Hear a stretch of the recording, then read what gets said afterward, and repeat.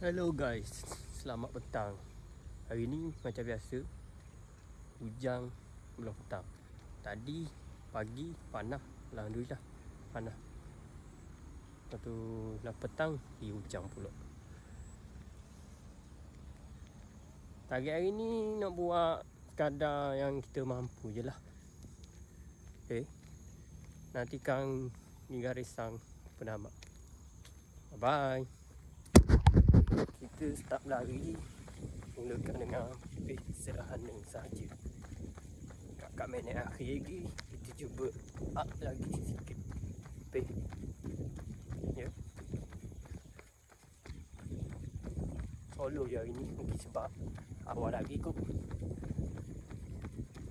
Nantikan di garisan penamat.